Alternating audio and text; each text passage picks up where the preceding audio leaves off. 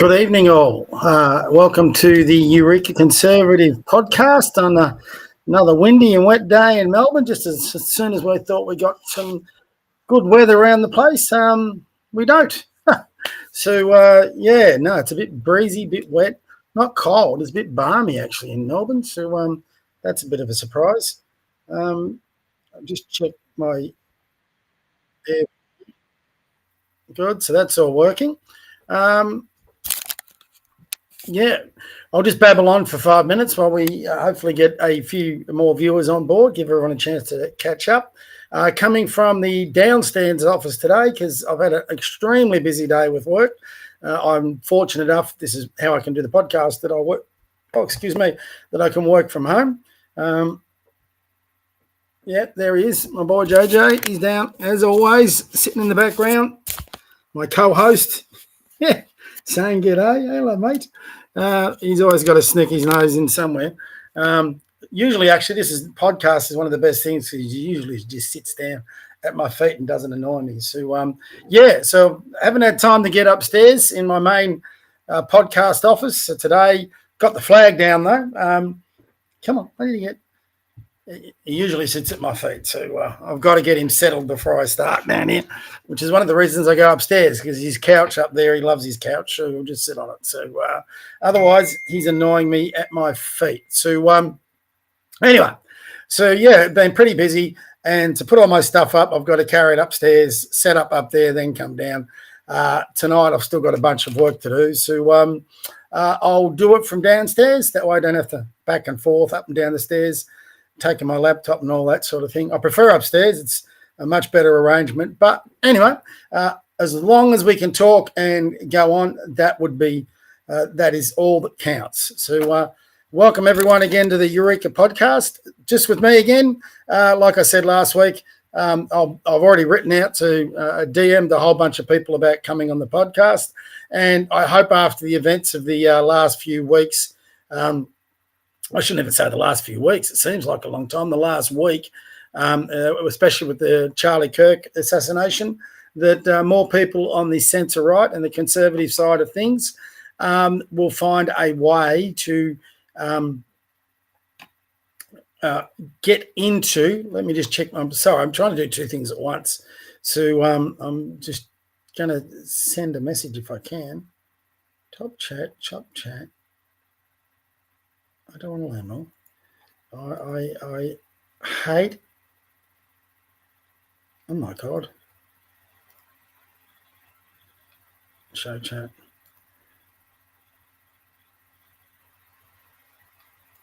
Oh God. Computer systems. Anyway, IT is always great until it's not. I think we've all been there. I'm still getting my head around this podcast stuff, but I'm getting there. I'm getting better with every single week. And there we go. Got my message. Everything's working. My camera's working. My microphone's working, and my chat's working. So if you're on here and you want to chat, would love a bit of a chat, as long as it's sensible. I got one guy the other week who just came on and just put about 40 messages, and actually none of them made any sense. So the problem is I had to go through his messages to find out if there was any other messages contained between, so it was a bit annoying. So not that it really got to me, but I just deleted them all. Some people have just got to get a life, not take life so seriously in many ways, as happened over in America with, unfortunately, Charlie Kirk. So, these days you can get killed for simply having an opinion and being prepared to discuss and debate that opinion. Hopefully that never hits our shores, but I'm not too sure. I see a lot of the traits in the Australian left that we've just seen in the American left this week, and it wasn't pretty to see. It wasn't pretty to see at all. And I think it's really crystallised the ideological battle we're now in. So not long ago, and for me this is not long ago, turn of the century to, the 90s and 80s, you could have a political discussion, and the worst thing, you'd walk away a bit upset, but you probably, if it was with your mate, you'd go down the pub, have a beer, move on with life, get on well again, chase the next girl, play the next game of footy. You have your political debates or arguments, but that's all they were. Some people used to get wound up about it, but that was the worst you ever got. most times it would end up with the typical Aussie humour in the pub over a beer. So, and you'd have an election, you'd vote, and you'd wait for the next election pretty much for 3 years. That's the way it used to be. That's the way politics should be. Sadly, it's not that way anymore. For example, I would prefer, to be honest, I'm enjoying the podcast, but I would prefer not to do it because, that would mean we'd be in a better state as a country for a start. Maybe I could do a podcast on other subjects, but here we are. So I think one of the big things out of the Charlie Kirk tragedy is we should all be, there's a lot of nastiness about it, but there's also a lot. I got on yesterday, so I'm going to be doing a daily live stream on top of this one. And one of the things I've come up with is I'm going to do because Charlie Kirk was very much a devout Christian. I don't know whether I'm a devout Christian, but I'm definitely, I think, a good Christian who's trying to be better every day. So if he can get on the ideological front line and preach his Christianity, maybe we all need to do that. So one thing I'm going to be doing over the journey is, for those who weren't on my live stream yesterday, got a few viewers actually, which was good. My mum gave me this book years ago, the Good News Everyday book. That's interesting. Don't know why that. So that's on my. First, I've noticed that in the podcast, I'm sort of the other way around. Is that right? No, it's not. That's right. So that's my. Oh, yeah, it is too. It's like a mirror image. Oh, there you go. How the hell did they do that? It's the first I've known. See, I'm still getting used to this podcast. For some reason, if anyone wants to explain that to me, I've got a mirror image of myself on the podcast and the camera. So it's not like, so that's my right hand I'm putting up and it's showing my left hand on the camera. I wonder if that's, just bear with me. That's the same. Well, isn't that bizarre? I never noticed that.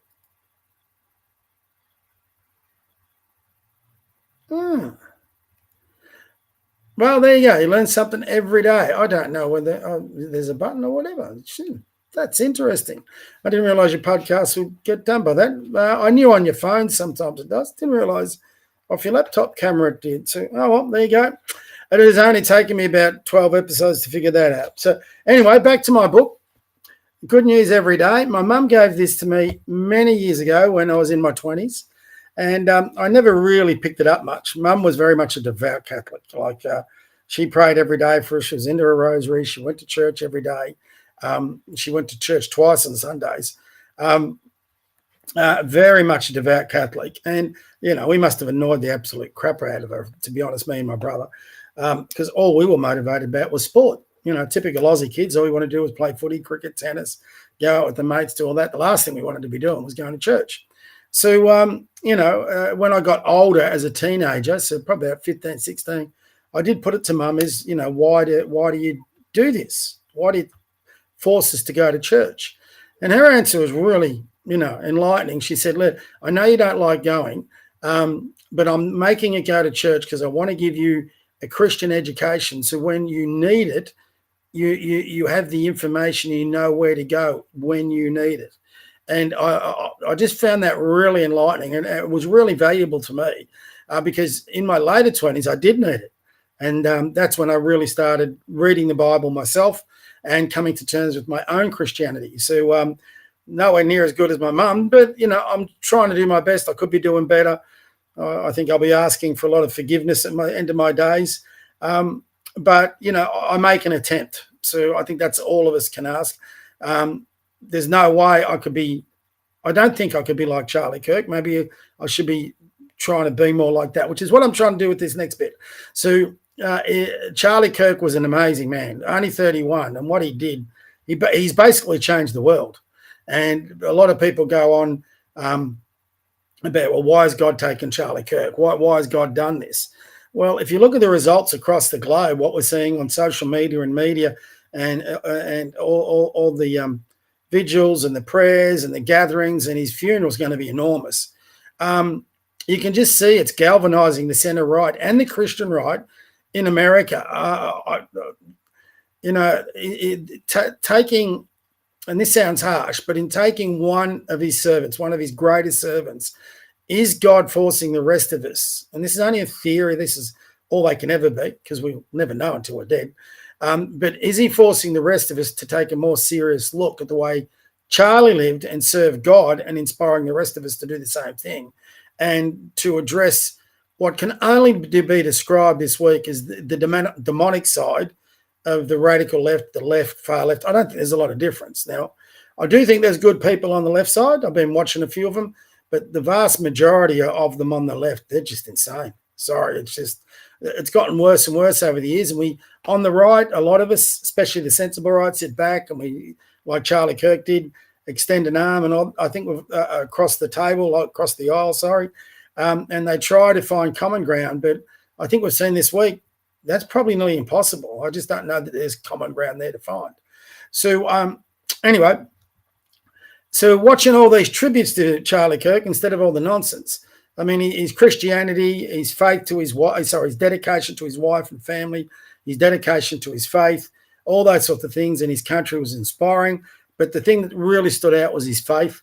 And I thought, well, if he can do it, I can try and do something in my own small way. There's no way I'm going to be a Charlie Kirk. You know, I'm just Bob from the other side of the globe in Melbourne, Australia, with, compared to Charlie, my small little following and people. I know my spot in the world, but if we all could do that, it would have a ripple effect, and maybe I can get through to someone with a bigger following, and maybe they can get through to someone with even a bigger following, and it's that ripple effect you go down. The what do they call it? The 7 degrees of separation. Who knows what impact we could have? So I'm sure if Charlie Kirk at 18 never thought he could have the impact he's having right now, where he's basically, his life is changing the globe, not his death, the way he lived. So I am reading out of this book. And the whole purpose of this book, it's good news every day. And even before all this year, I've been actually reading it. And what it is on every date, there's a passage out of the Bible.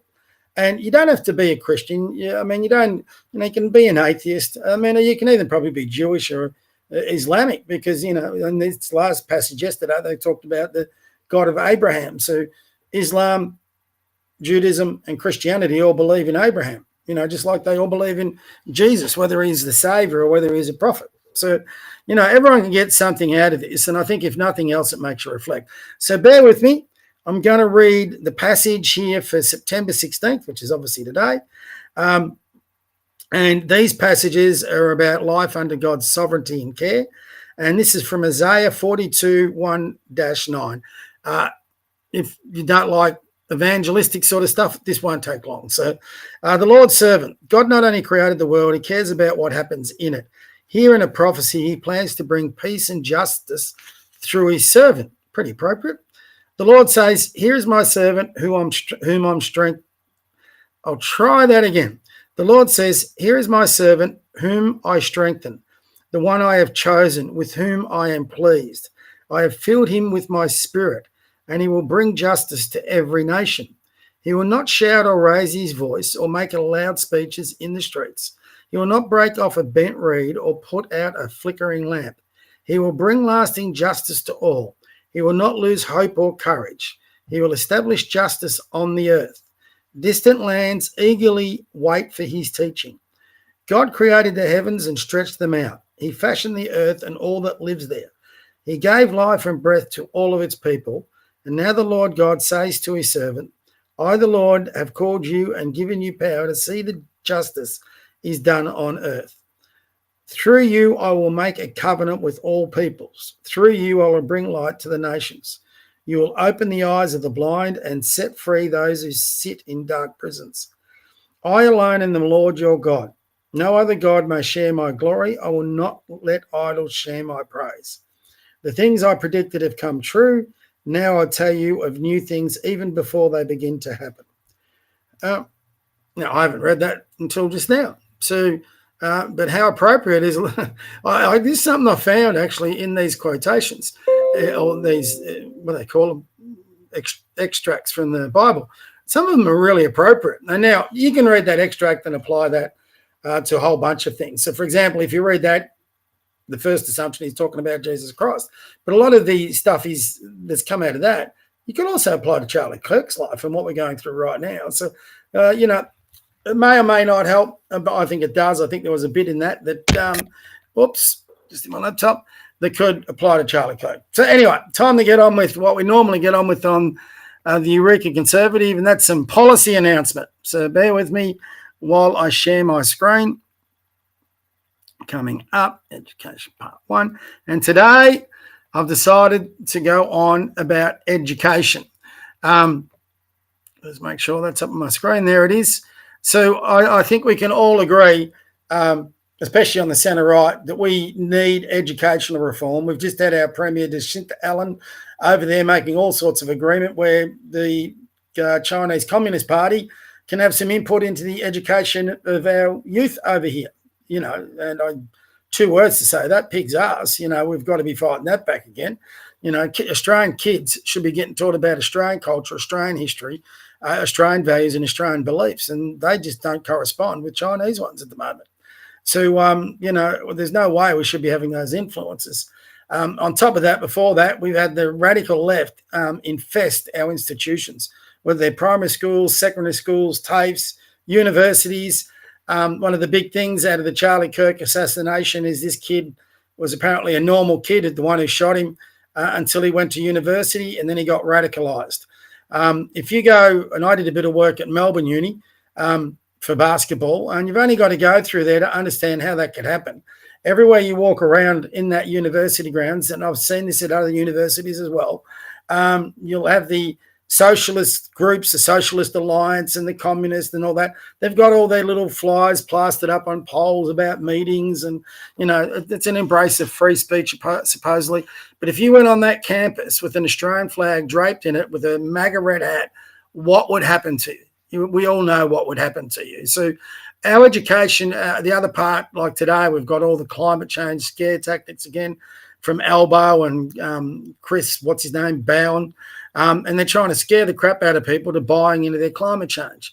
Wasn't that long ago before COVID, we had all those primary school kids marching on our streets about saving the planet. Now, that should never have happened. That shows you the ideological decay happening in our education system, whether it's primary school, secondary school, whether it is universities, and you've got the radical leftists, whether they're in the LGBTQI blah, blah, blah, blah, alphabet mob, whether they are in the climate change mob, whether they're in the socialist mob, the Marxist mob, the communist mob, they're all there, the anarchist mob, and they thrive, especially in our university institutions. So long overdue that we had some educational reform. So I've got 2 parts to this. I reckon I could have 10 parts of this, and we'll be adding to it, but this is what I've come up with today. So bear with me. Now, put this under our pillars of hope and innovation, because that's what education should be about, and also under governance, because it's the governance of these institutions and our country that leads to this ideology infesting our educational institutions. I'm trying to keep the pillars of our policies, announcements, limited, so I didn't want to have an education one. I do think it comes under governance, but we may change that. We'll see how it goes. Anyway, bullet point 1, our educational institutions over the past 50 years have increasingly become a tool for indoctrinating our children and students towards leftist ideology.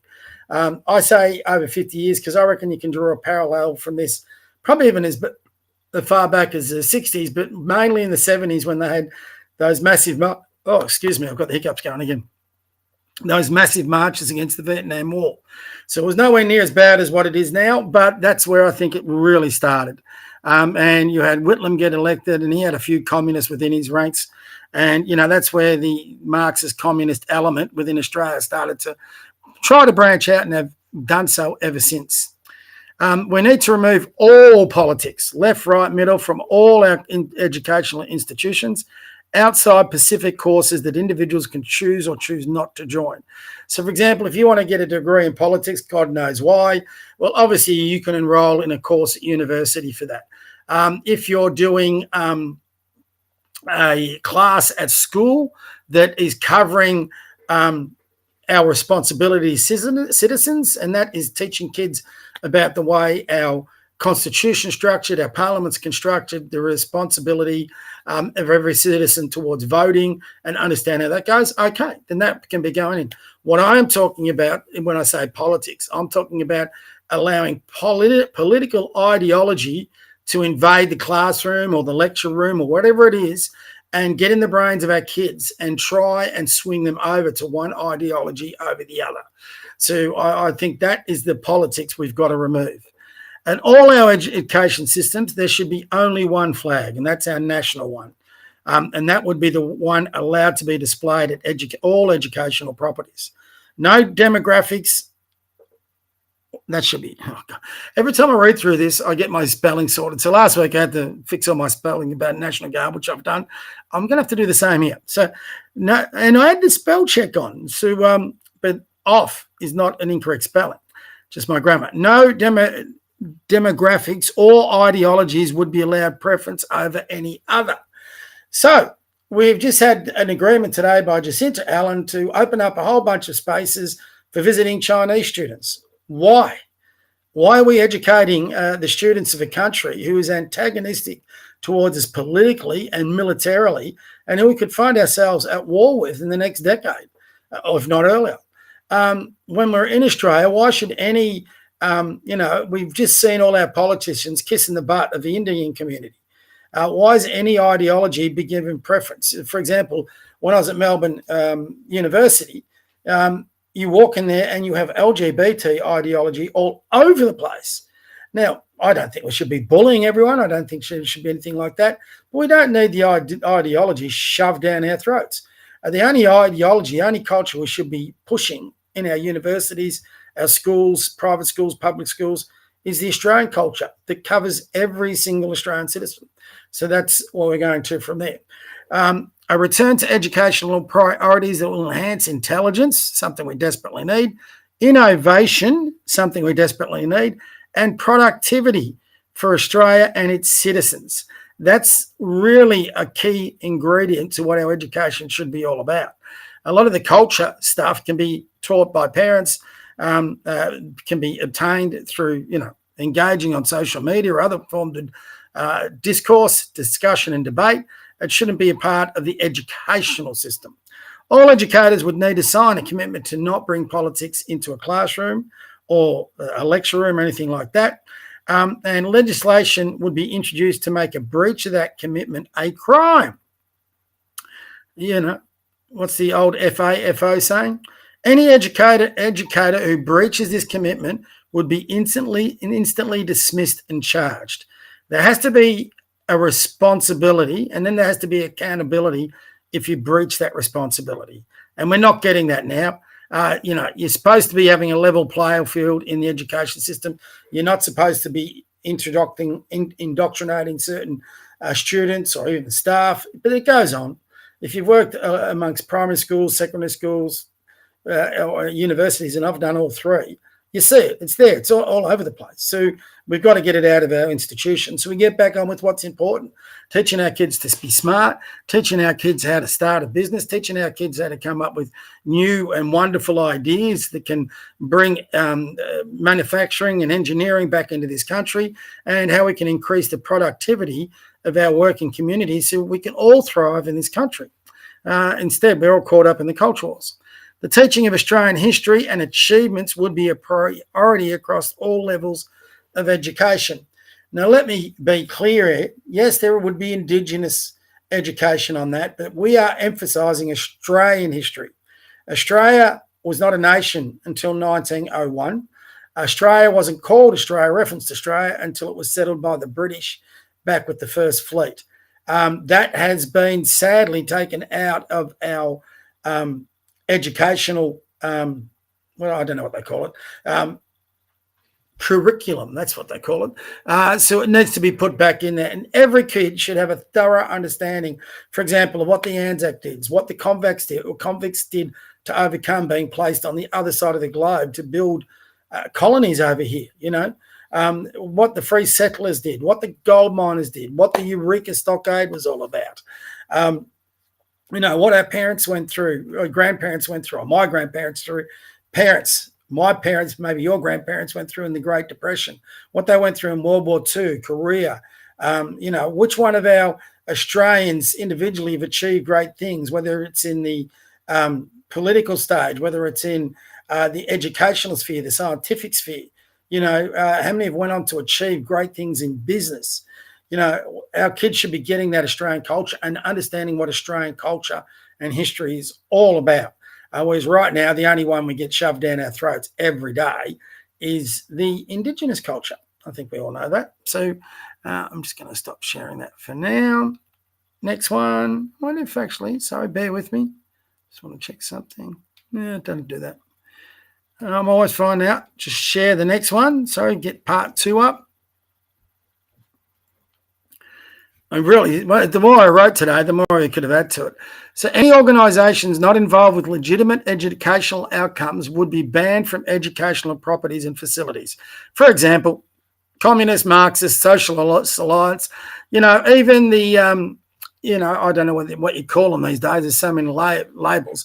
But if you've got, a radical, and I'm a Catholic and a Christian, but if you've got a radical group like the born-again Christians or the Mormons or something like that, who are coming on and who are far right trying to shove that down people's throats. That is for outside education. People can find their own pathways to that. Or educational institutions should be all about education and giving our students the best chance of a great life and helping to be responsible citizens in our country and build this country into the best country on the planet. That's it. All it should be about. Legislation would also be introduced to make it illegal for educators to encourage students to miss school, engage in protest or attend activities with ideological political objectives as opposed to educational ones. So I'll give you 2 examples. One was the climate marches for students they organised. And the other one that I saw that really concerns me is where I think it was a class in Brisbane. I could be wrong there. But they took their students along to a mosque and made them pray in the mosque. Now, that should not be happening. That just should not be happening. The fact that our educational system now gets in between parents, this is in Victoria, and their children when it comes to the trans ideology, where they can go to a teacher and discuss their concerns about becoming trans, but they can do that in total privacy without the parents' knowledge. That's not what education is for. It is not for that sort of thing. So, we need to introduce, in my opinion, legislation to prevent that from happening. More relevant subjects and course content would be created to teach students about important life goals, such as savings. How many kids get taught about the value of putting money away and how saving and how to save, and how they can afford their first car or their first apartment or first home. Teach them how to run a business. There's a skill that they should be getting taught. Obviously, in universities, they may get that sort of thing, but even from the youngest age group, there should be some subjects in primary school, secondary school, and right through that give kids a chance to, if you want to make your savings, run a successful business instead of being on someone's wage. Teach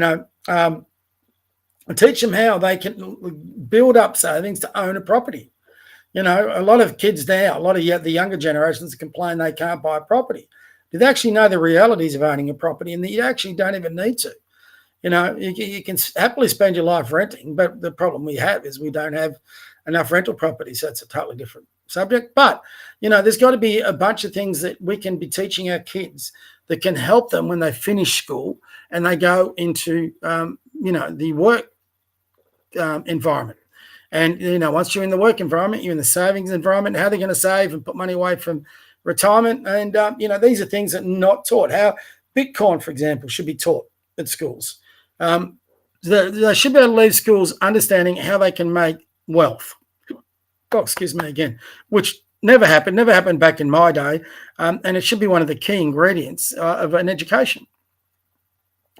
Australian culture would be taught and emphasised in all our educational institutions, which I've already touched upon. An innovative, comprehensive salary and career pathway would be introduced to attract the best educators.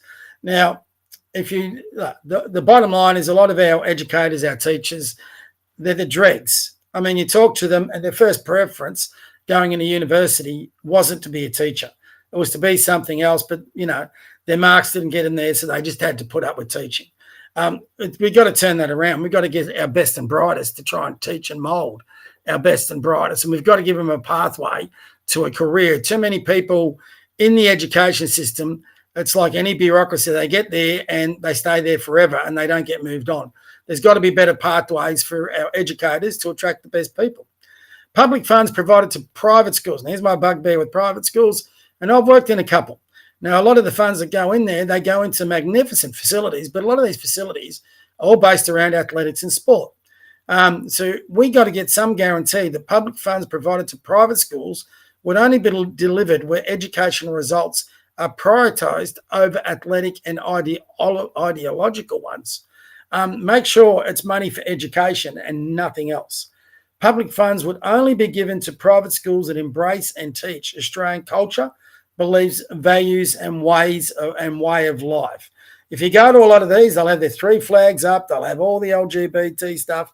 All the woke stuff is out there, and we've got to get away from that and back to an Aussie education, for the want of a simple terms. So like I said, far more to come on this. I started writing it. I got 2 pages in and thought, well, I was never going to finish it to be ready for tonight. So, I think there's a lot more to come. So we will definitely be coming back to this subject. So let me get back into here. We'll stop. Get my ugly mug back in, and there it is. So, that is our latest policy announcement on the good old Eureka Conservative Policy Platform. Sorry, guys, I'm just looking at another thing here. So any feedback you've got for those who are watching would be more than welcome. We're at the time of the night now that I carry on a little bit, babble on a little bit, and go through. Obviously, this week has been really dominated by the Charlie Kirk tragedy. So just a little bit more on that. And I just, like you do with a lot of these things in Australia, you wake up, you walk out to your TV, and the first I knew about it, I saw some headlines, Charlie Kirk killed. And I thought, what? Because I was only watching him the day before. And I've been following Charlie now for, I don't know how long, probably since Trump first started running for the presidency. So I find it bizarre that a lot of journalists in Australia don't know who the hell he was, or are claiming they don't know who the hell he was.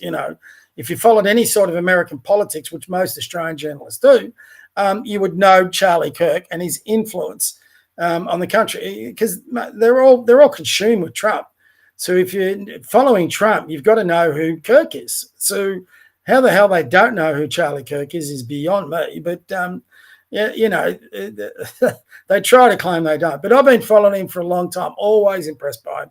So it was a total shock when he got killed, and he was only 31, and he had so much to offer. I'm twice his age. I mean, I'm old enough to be his father. Now, the one thing social media does, if you follow anyone for any length of time on social media, even though you never meet them, and there's no chance of me ever meeting someone like Charlie Kirk, but they do become nearly part of your family, because, you're having conversations nearly with them every day. Not you are talking to them, but they're talking to you.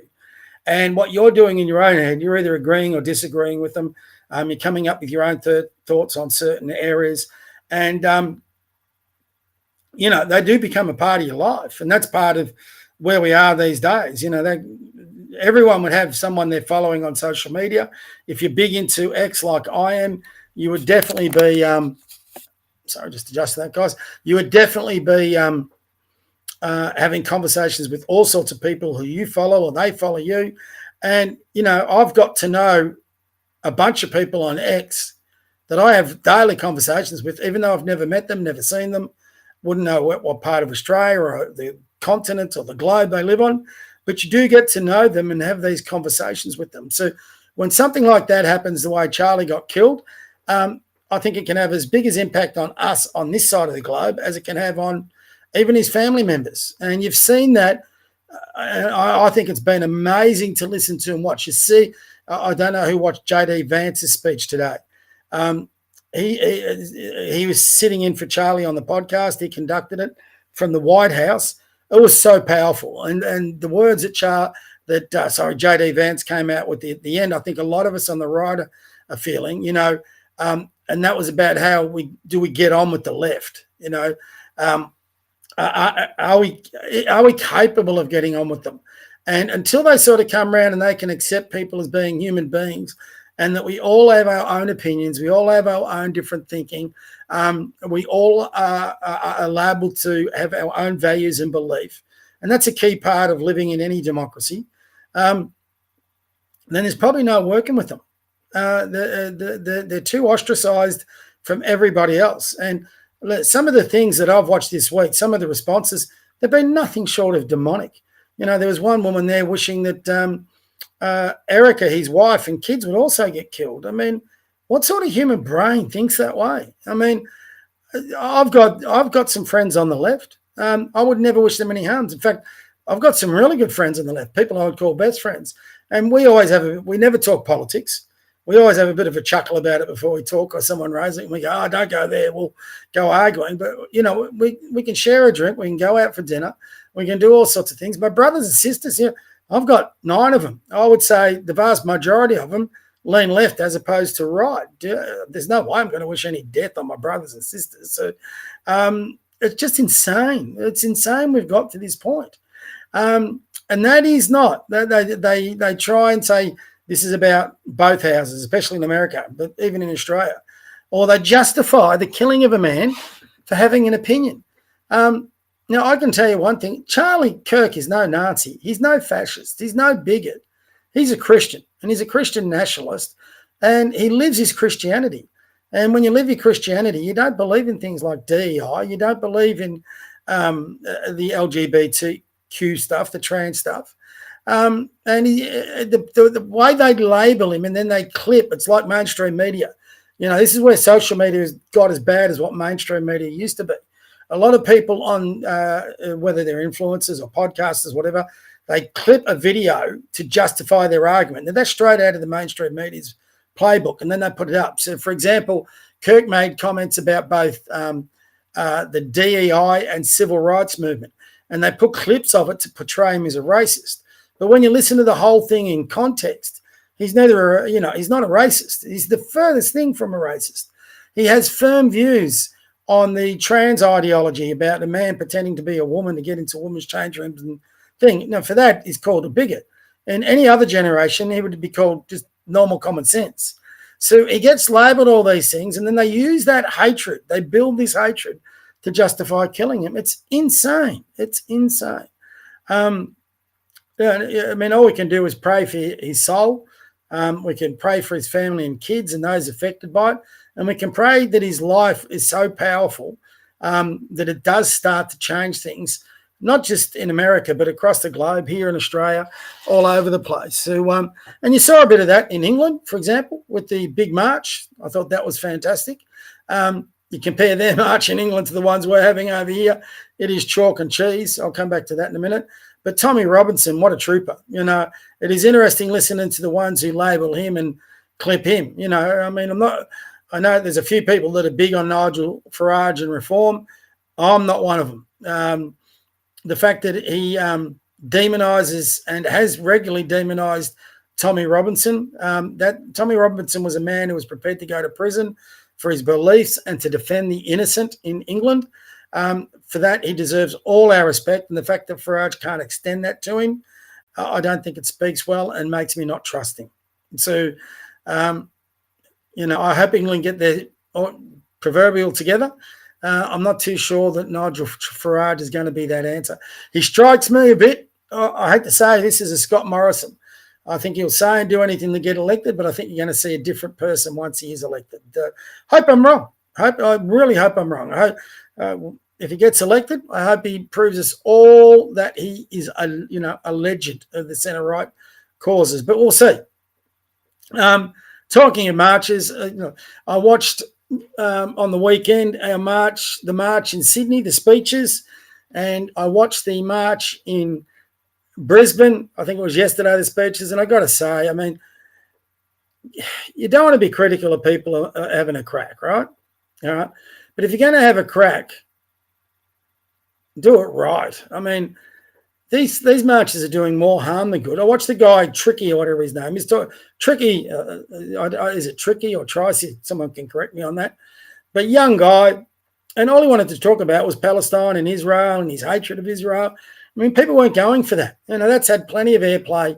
We're all thoroughly sick to death of it. What we want to talk about is Aussie issues, mass immigration, cost of living, digital ID, the social media ban. There's a whole bunch of issues that we've got. The crime on our streets, the source of immigration, energy, so many issue after issue that's coming in. And yet all he wanted to talk was about Palestine. And he went on for 30 minutes.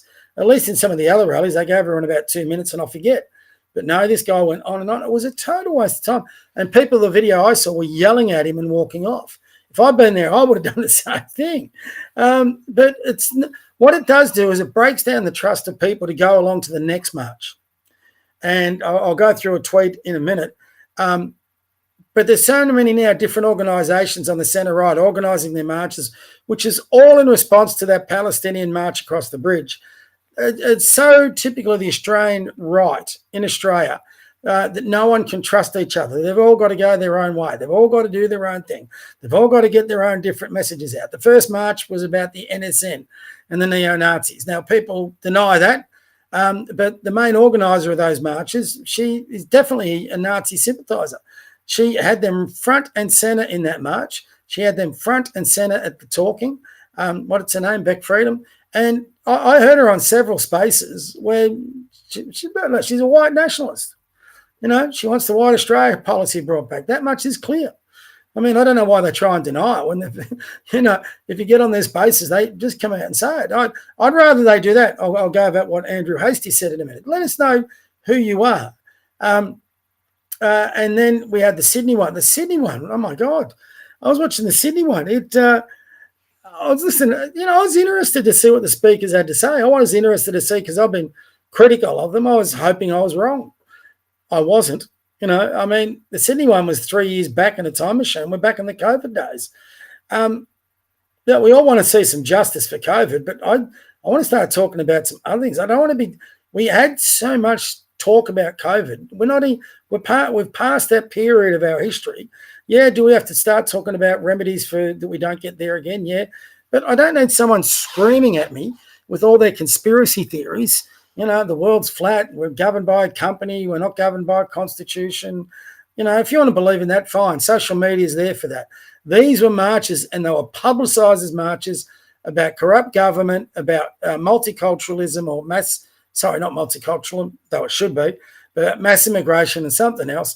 But then you get to these things and you get ambushed with things you never were expecting.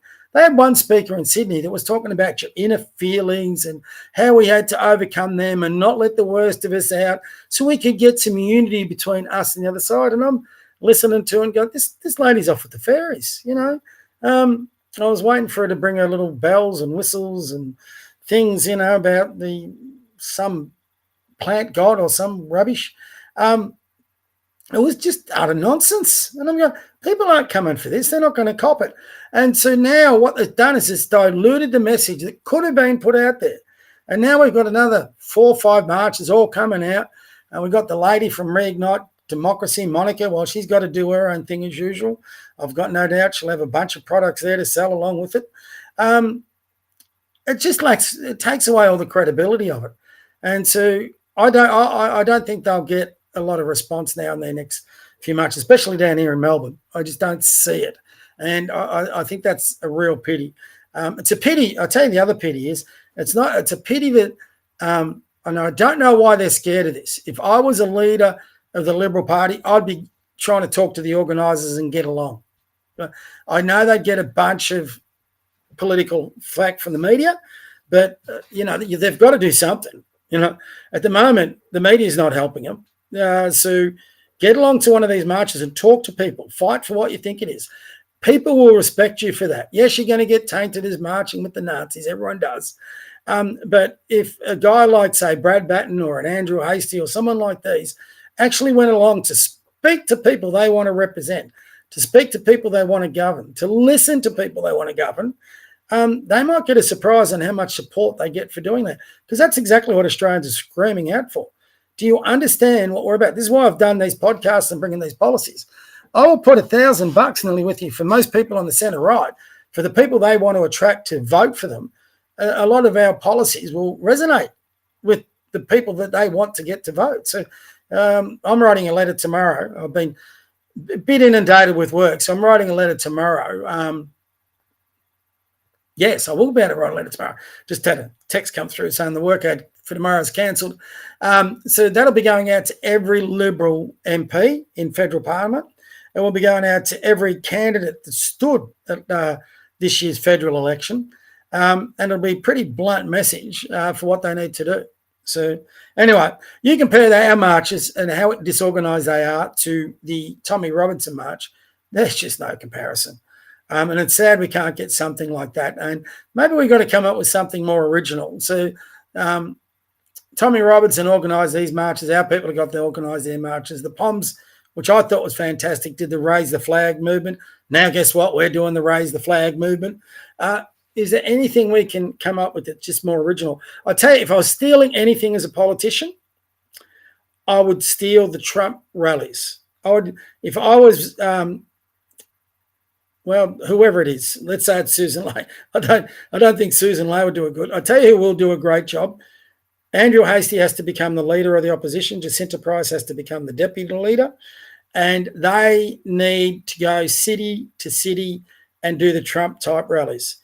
I've been listening to Andrew Hastie the last 48 hours, and he's had enough. That man's our next prime minister. If the Liberal Party put him in charge, he will wipe the floor with Albanese. He will wipe the floor with them. If you don't believe that, get the Peter Credlin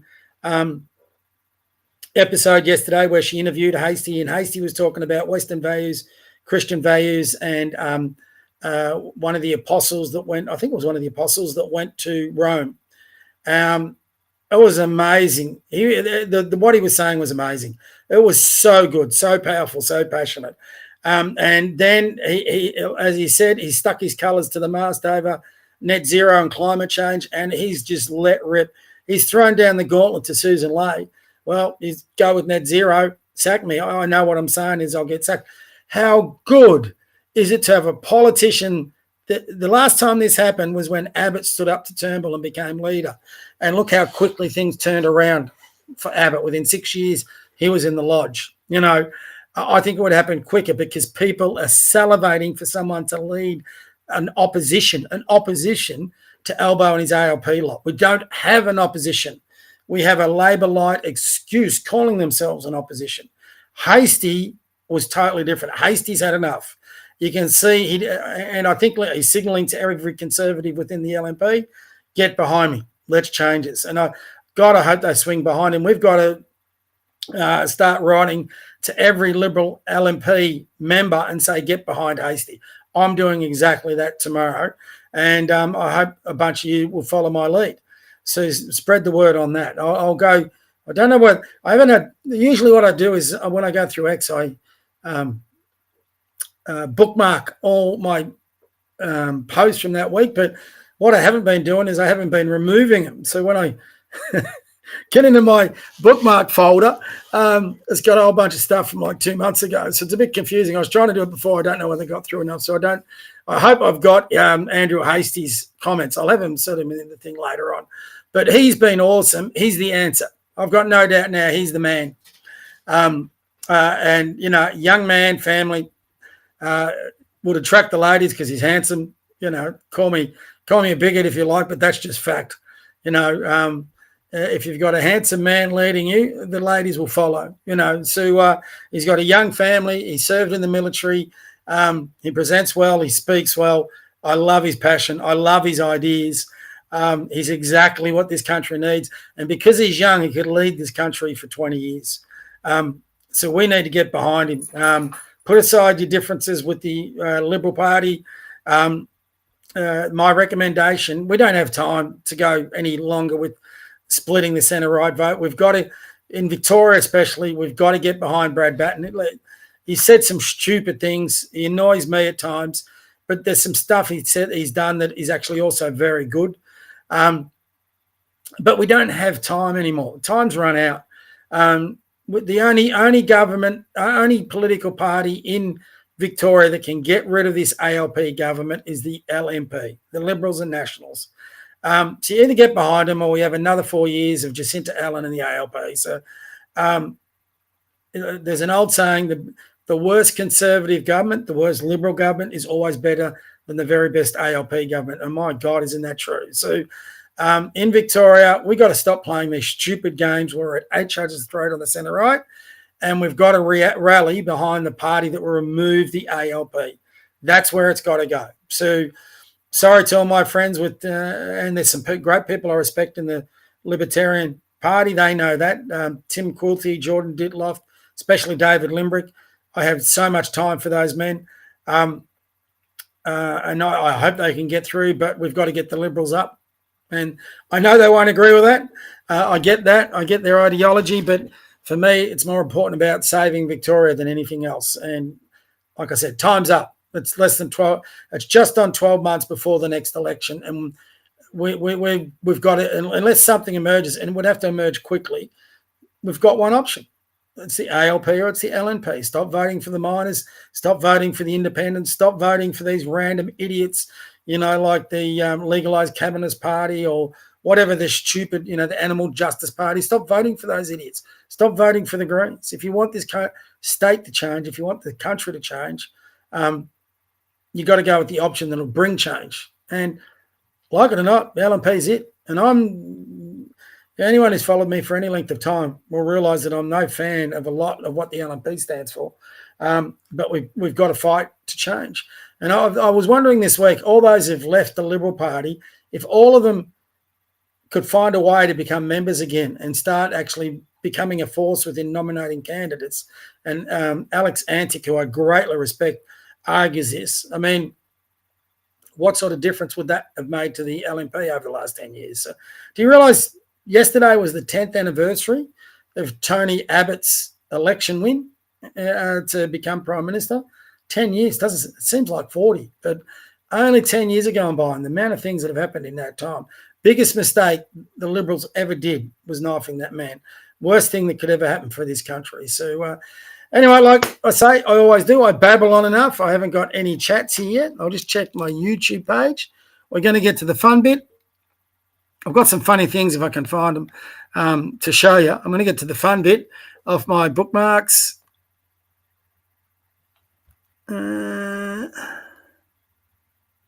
Yep, no comments so far. Hope everyone can. I think I'll get viewers. It's interesting here. My viewers don't come up on this Restream software that I'm using. The people viewing don't come up. It usually comes up via Twitter. So I'm just assuming everyone's got me on Twitter. I hope so. Anyway, send me through some comments, everybody. It'd be nice to hear from someone. So let's get on to sharing a few things. Eureka Conservative shared that last week. Love this kid. Educate yourself. Educate yourself. Those who might have missed it last week, listen to this boy. Educate yourself. Educate. You're a little kid. Have some respect. Yeah. Educate yourself. Do not speak like this. Educate yourself. Right, learn how to talk. Really. Yeah, and where is his mum? Wait, his mum's where she needs to be. Fuck off. Excuse me? Good work, kid. Respect. No, Just you get the fuck what? you do. Was I talking to you? Go, I know. Was I talking You're to a you? little weirdo. Was I talking to you? You're a fucking weirdo. Was I talking to you? Yeah, cry about here. I feel bad for In your your horse. face. I feel bad for your horse. I feel bad for you. Oh my god. Fancy this idiot picking on a kid. Could have easily rode away and fancy that woman having a cracker. But someone needs to find him and give him a medal. Good on you, kid. There's hope for a shit. This is Andrew H. The only flag I wore on my sleeve, on my shoulder, this is from a while ago, actually. The only flag I wore on my left shoulder when I served in the Australian Defence Force, and the only flag that sits on the coffin of our fallen is the Australian national flag. He is really coming out. He's talking big on a number of issues. Can't stand that woman. That girl, should find her, give her a, what do they call it over in England? You know, it's not a knighthood, damehood, or whatever it is. This is what I'm talking about. All these ones, so that's from August 21st. I thought they would go in date order. They don't, which is disappointing. This one was from August 5th. As I go through, I'll clean up a little bit. Clean this up a little bit. maybe they August 5th, August. Maybe they go in date order from top to bottom. Let's have a look. Let's have a bit of a laugh to begin with. I couldn't stop laughing at this the other day. Watching them. Oh, you out here in my barrel, man? I didn't keep Yeah, I don't know. You better get on somewhere. Yeah, Into the you gym, got to love. get my barrel like that, man. Unchecked, man. This is the barrel. Oh, man, no, don't break this up. She knew what time it was. She knew what time it was. Hey, I want you to marvel and reflect on your actions, man. The ramifications of your actions, man. Look at your friend over there on the jungle gym. That tree ain't gonna save you. That tree ain't gonna save you. You shouldn't have been up in my barrel. Let me go. I go to hell for laughing at that. That You need is to know so she don't need to good. be up in my barrel like that. You feel me?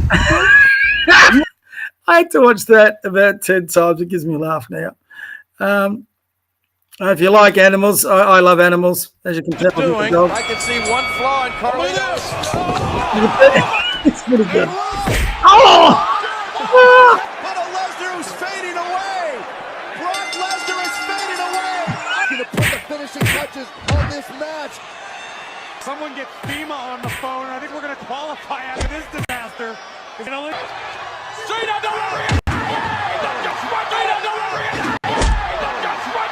Unbelievable resurrection for the Undertaker. I can see one. The finishing touches on this match. Ali rolling.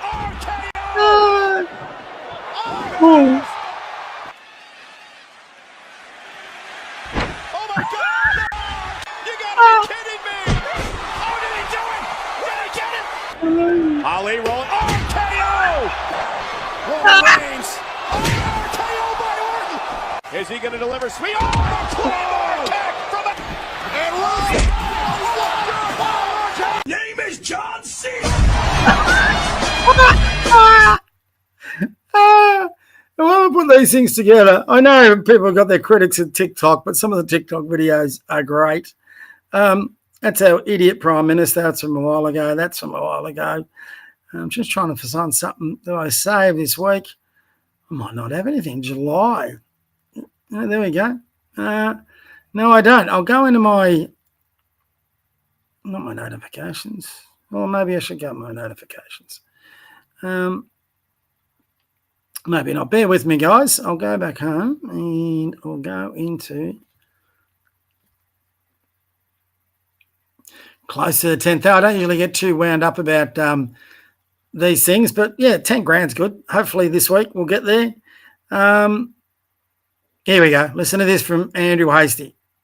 The report says this, Gary. Australia's climate is changing, posing risks to key systems that underpin our way of life. I'll tell you what the key risks to our way of life is. The real risk is from these alarmist scientists, lobbyists, grifters, and foreign businesses who benefit from the net zero transition, who take money from some of the poorest people in this country via the taxation system and make profits out of it. We know through independent modelling conducted by Net Zero Australia that Australians can expect to pay up to $1.5 trillion by 2030 for net zero.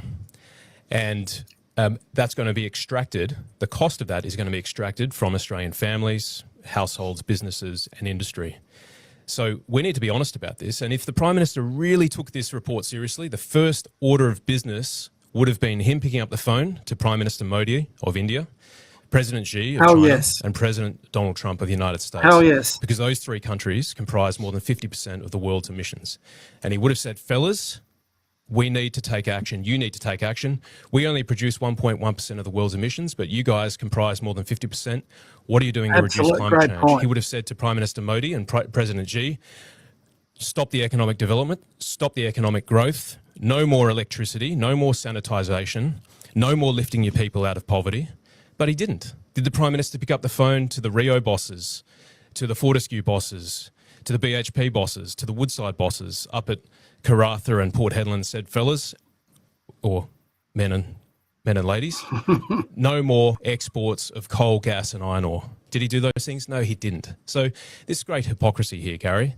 And since we've signed up to net zero, gas prices have gone up 40% for Australian families. Electricity prices have gone up 30% for Australian families.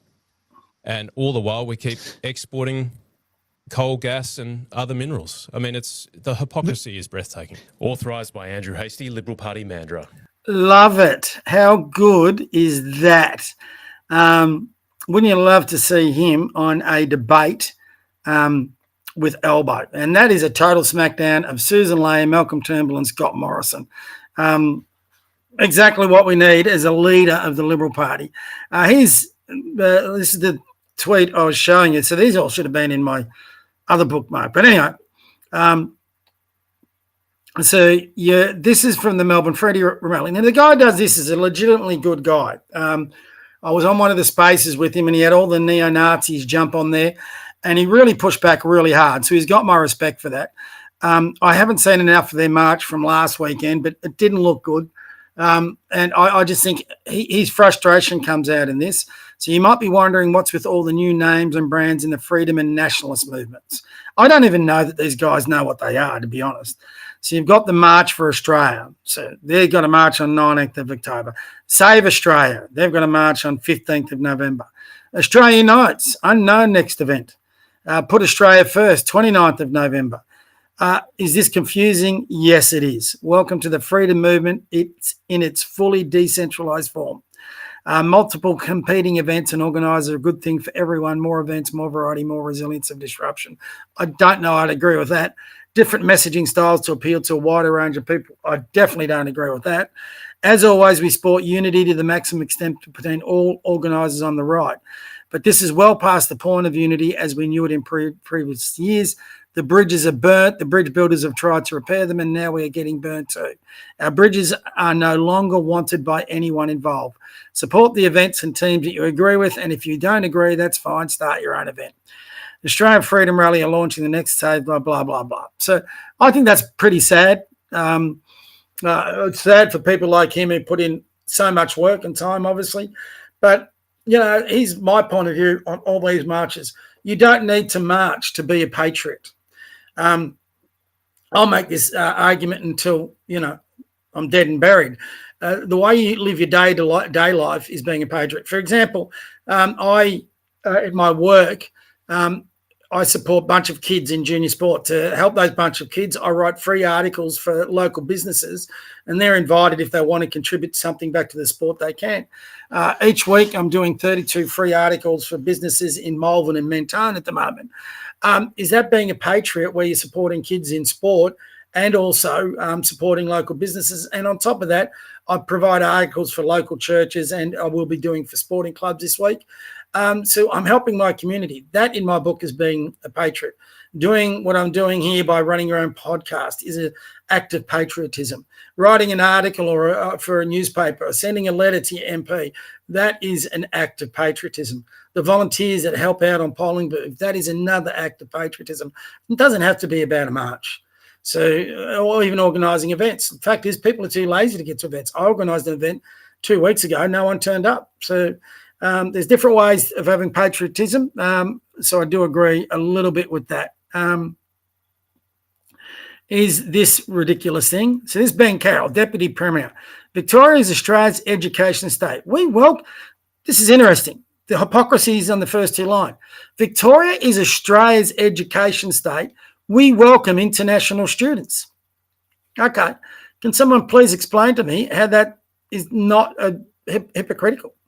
Just those first two sentences. 1, 2, 3, 4, 5, 6, 7, 8, 9.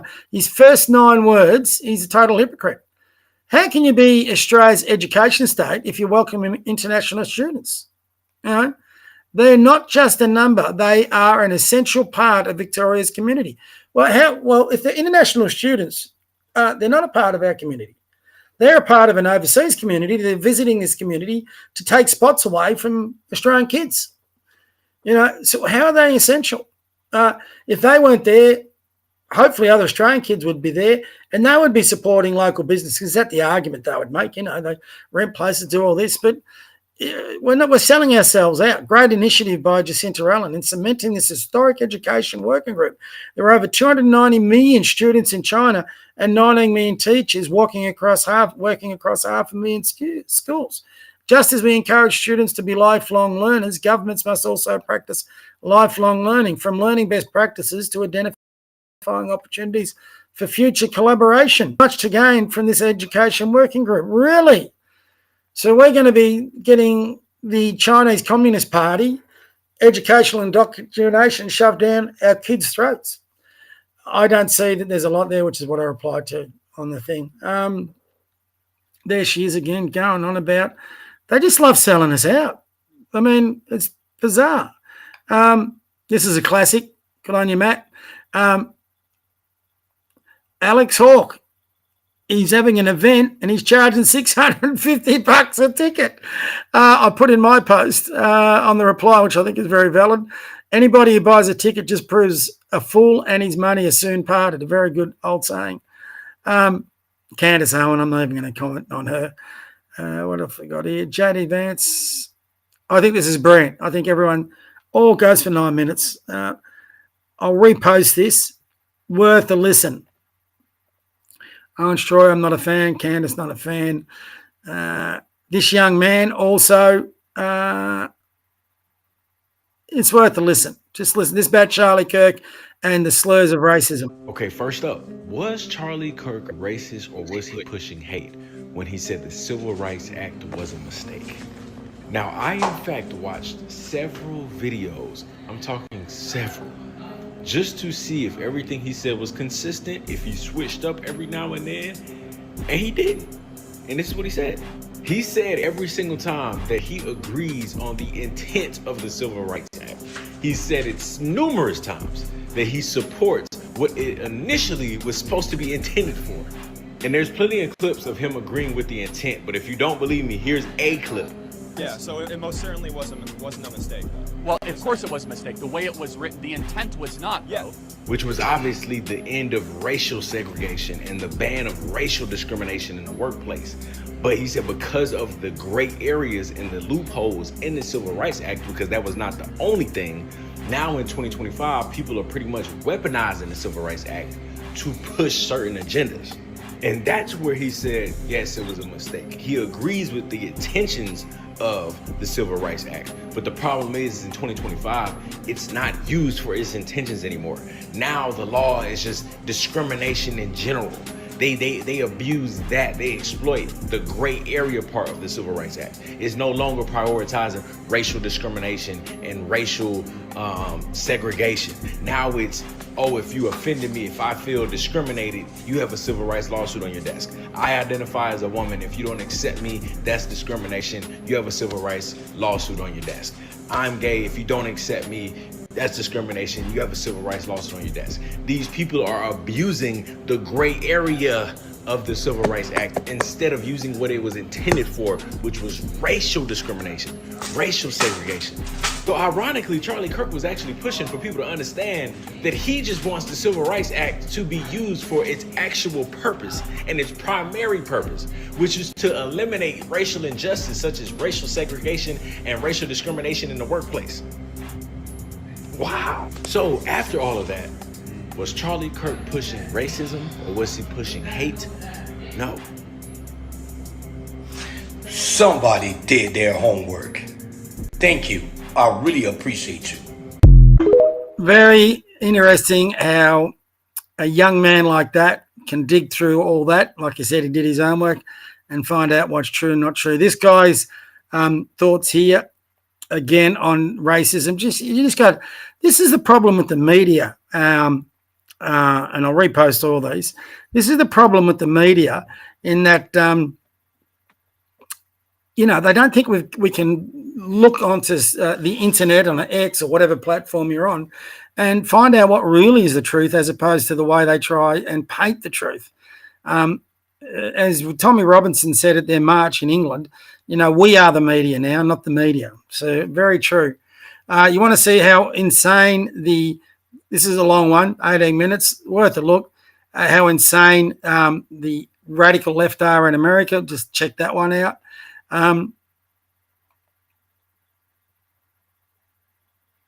Okay, this is definitely worth a listen to. This is not short and sharp. There is no unity with people who scream at children over their parents' politics. There is no unity with someone who lies about what Charlie Kirk said in order to excuse his murder. There is no unity with someone who harasses an innocent family the day after the father of that family lost a dear friend. There is no unity with the people who celebrate Charlie Kirk's assassination. And there is no unity with the people who fund these articles, who pay the salaries of these terrorist sympathizers, who argue that Charlie Kirk, a loving husband and father, deserved a shot to the neck because he spoke words with which they disagree. Did you know that the George Soros Open Society Foundation and the Ford Foundation, the groups who funded that disgusting article justifying Charlie's death, do you know they benefit from generous tax treatment? They are literally subsidized by you and me, the American taxpayer. And how do they reward us? By setting fire to the house built by the American family over 250 years.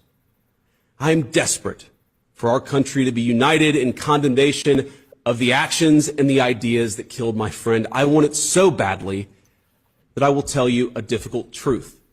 We can only have it with people who acknowledge that political violence is unacceptable, and when we work to dismantle the institutions that promote violence and terrorism in our own country. He's an oppressive man, J.D. Vance. He's definitely going to be their next president. There's a whole bunch of things. This doctor's comment was really good. So again, I'll just repost a lot of these. You can get them on my feed. I don't agree with a lot of what Andrew Tate says, but he absolutely tears Piers Morgan apart there. Just that is a good thing. Don, there's no more despicable person than that guy, Don Lemon.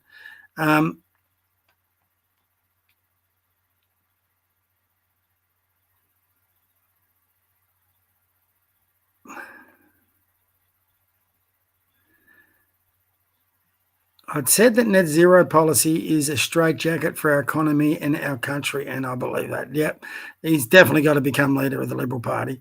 I'm just trying to find one here that I really enjoyed. Definitely not that man. Beautiful song by Ed Sheeran. No. AI. Wow. Should have a listen. That's AI is amazing. That sounded like Ed Sheeran for sure. That's the Brisbane rally. 7 minutes. Not worth going on, but it is worth checking it out. This guy's after post-match talk after the NFL, the gridiron. Oh, what am I doing there? Do you want to quote? I just want to repost. Worth a look. There was a tribute to Charlie Kirk that I thought was a fantastic way to end the show, but I didn't put it in my other bookmark. I'm just trying to find it. This is the guy in Brisbane. Idiot. Hodge twins. They're idiots. This is definitely appropriate. We're not the same. I want to be clear in how I characterize this. This is mostly a protest. It is not generally speaking unruly, but fires have been started, and there's a crowd that. Eternal rest unto him, O Lord. It looks special like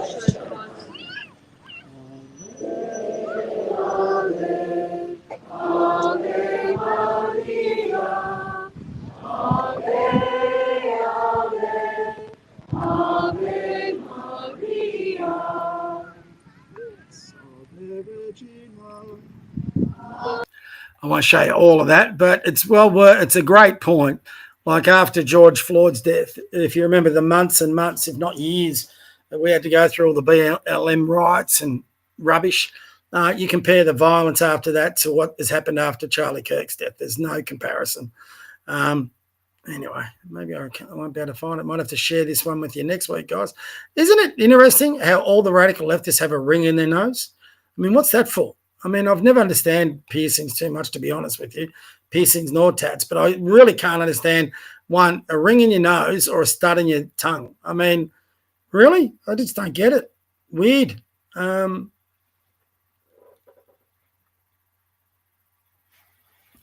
where is it? Put a shaft. Blah, blah, blah. Okay, this is it. Oh, it goes 4 minutes. You know what? It's worth 4 minutes. I think this is a beautiful video, and it's a great way to finish our show. So enjoy this. Rest in peace, Charlie. You're a legend. Let others do the work you did to start with. Heart beats fast, colors and promises. How to be brave? How can I love when I'm afraid to fall? But watching you stand alone, all of my doubt suddenly goes away somehow. One step closer. I have died every day waiting for you. Darling, don't be afraid. I have loved you for 1,000 years. I love you for 1,000 more.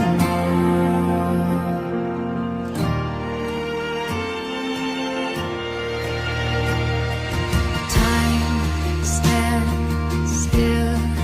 Beauty in all she is. I will be brave. I will not let anything take away.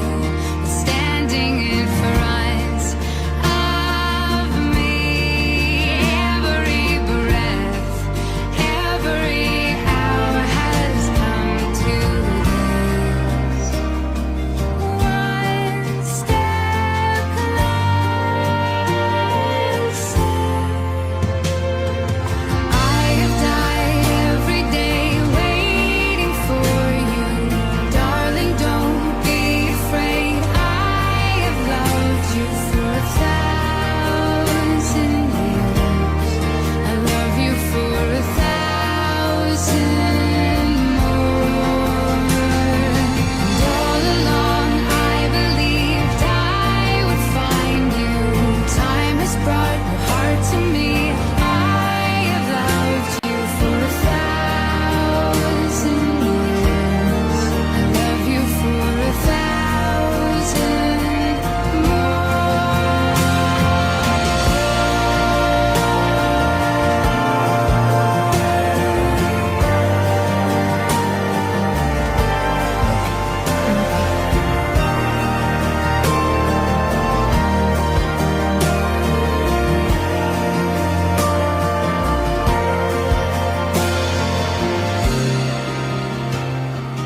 One step closer.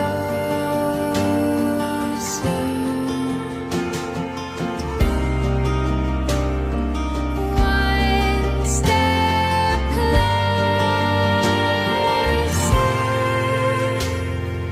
I've died every day waiting for you. Darling, don't be afraid. I have loved you for 1,000 years. I love you for 1,000 more. And all along I believed I would find you. Time has brought your heart to me. I have loved you for 1,000 years. I love you for 1,000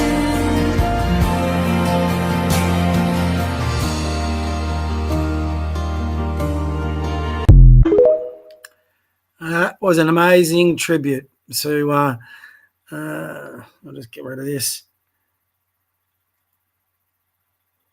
How anybody could celebrate the killing, the slaughter, basically, of a young man at the prime of his life with a beautiful wife, beautiful kids, and all he ever did was talk about his love for country, his love of his faith, and what he believed in. And he got murdered for it, got assassinated. It's a crazy world we live in when that happens, and we might question why God takes one so young, but it wasn't God who took him. It was a sick person, or sick people, whatever it is. So listen, hug your family, hug your kids if you've got them. Say a prayer.